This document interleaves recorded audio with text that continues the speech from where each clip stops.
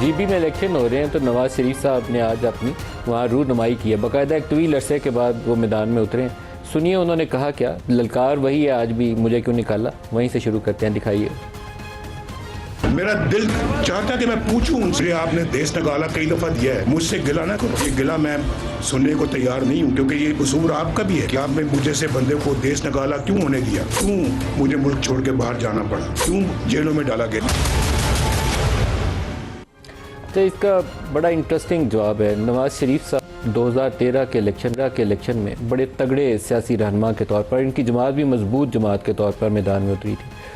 चंद सीटों का तनाज़ा होगा जिसके जवाब में पीटीआई मैदान में उतरी, लेकिन ये इलेक्शन जीत जाते। अगर वो तनाज़ा ना खड़ा होता तो उसमें साइड पे भी रख दें कि पीटीआई क्यों धरना देकर यहाँ आके 2014 में बैठ गई थी, लेकिन ये इलेक्शन जीत जाते, इतनी पॉपुलैरिटी थी। 2018 का इलेक्शन मैंने पंजाब को बड़ा तफसील से इन सारे इलेक्शन में कवर किया और शायद मैं इसको बहुत बेहतर पोजीशन में हूँ किसी से भी ज़्यादा इसके ऊपर रिपोर्ट करने में। 2018 के इलेक्शन में भी पीटीआई की तमाम पॉपुलैरिटी के बावजूद नवाज शरीफ और मरियम तगड़े थे और इनकी जो वापसी थी और जेल में जाने का फ़ैसला था वो बहुत अच्छा फ़ैसला था, सियासी तौर पर उसका इनको फ़ायदा हुआ।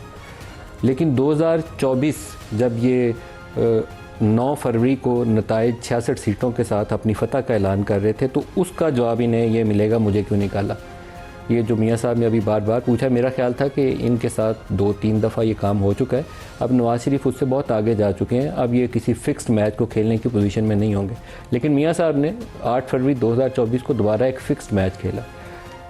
2024 के इलेक्शन में नवाज शरीफ पॉपुलर लीडर नहीं थे और उसकी वजह ये नहीं थी कि इमरान खान की 4 साल की हुकूमत की कारकर्दगी बहुत अच्छी थी। कारकर्दगी ना होने के बराबर थी इमरान खान की एज प्राइम मिनिस्टर, और अगर उनकी हुकूमत के ख़िलाफ़ नो कॉन्फिडेंस ना होता तो वो शायद अगर सीधे इंतखाबात में जाते तो उनको ज़्यादा वोट ना पड़ते पंजाब के अंदर, तो कम अज़ कम वो बुरे तरीके से शिकस्त खा जाते अपनी कारकर्दगी की बिना के ऊपर। कारकर्दगी नवाज शरीफ की एज प्राइम मिनिस्टर बेहतर थी। बेशतर इंफ्रास्ट्रक्चर प्रोजेक्ट जितने पाकिस्तान में लगे हुए हैं सारों के ऊपर अगर पीछे जाके पढ़ें तो आगाज़ करने वाला नवाज शरीफ ही है। लेकिन जो बयानिया था एंटी इस्टेब्लिशमेंट, उसने इमरान को हेल्प किया।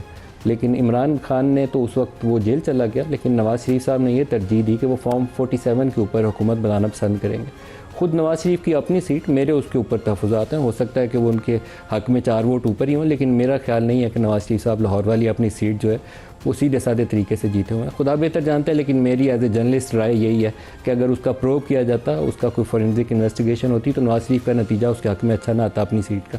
तो बड़ी मुश्किल सूरत हाल थी उस वक्त। और ये अगर पूछते हैं आज कि मुझे क्यों निकाला गया, तो मेरा ख्याल है यही वजह है कि इनको क्यों निकाला गया। आप पॉपुलर वोट लेकर आएँ, फिर आपकी हुकूमत चलती है चले, नहीं चलती है ना चले, लेकिन फिर आपको कोई आसानी से बाहर उठा के फेंकने की पोजीशन में नहीं होता। लेकिन अगर आप कंधों पे बैठकर आएंगे तो फिर आप कंधों पर बैठ कर ही जाएंगे, फिर शिकवा क्यों। यही इमरान खान के साथ हुआ। इमरान खान ने नवाज शरीफ के जाने के ऊपर जो शादियाने बजाए थे और ख़ुद वो कंधों पे बैठ कर आए थे। लाहौर वाला जो जलसा था उनका दिसंबर 2011 वाला या अक्टूबर 2011 वाला, वहाँ से लेकर उनकी हुकूमत बनने का सफ़र वैसे ही है जैसे नवाज शरीफ का जिलानी खान से शुरू होकर और वहाँ की उनकी वज़ारत उज़्मा या वज़ारत आला तक चला था।